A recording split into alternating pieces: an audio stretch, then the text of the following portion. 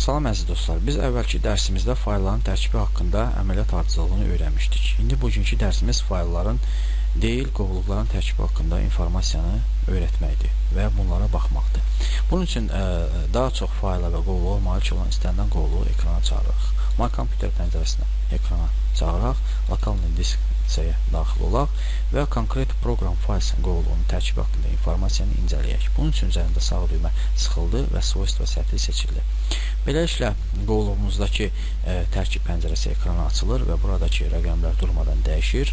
Bu onu göstərir ki, bu qovluq içərisində kifayət qədər fayl və eləcə də qovluq mövcuddur və ekranda baş verən rəqəmlərin dəyişikliyinə sadəcə biz fikir veririk. Bunları biz redaktə eləyə bilmərik, çünki bu qovluğun tərkibində oturan konkret fayl və ya qovluqların özləridir.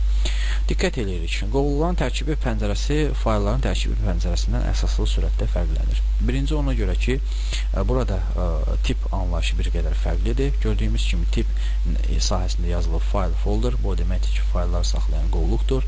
Razmeshchenie sahəsində birbaşa göstərilib C2.1 drop xətt, yəni bu deməkdir ki, bizim qovluğumuz lokalni diskdə yerləşir. Razmer hissəsində bir qədər ölçü böyükdür. Hal-hazırda ölçü 1,19 GB ilə göstərilir və byte ilə də həcmi mötərizə içərisində verilib.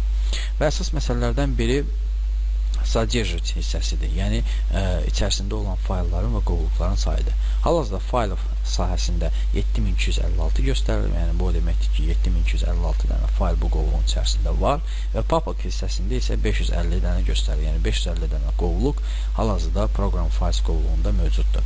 Sozdan hissəsi göstərilir 14 sentyabr 2010-cu il, yəni 14 sentyabr 2010-cu ildə bu qovluq yaradılıb, yəni əməliyyat sistemi bu əməliyyat sistemi kompüterə yüklənib. Atribut hissəsini diqqət yetirək, burada token qoyulur ki, orada hər hansı bir dəyişiklikləri istifadəçi apara bilməsin. Bu da qovluqlar haqqında, qovluqların tərkibi haqqında informasiya ilə bağlı olan dərs idi. Çox sağ olun.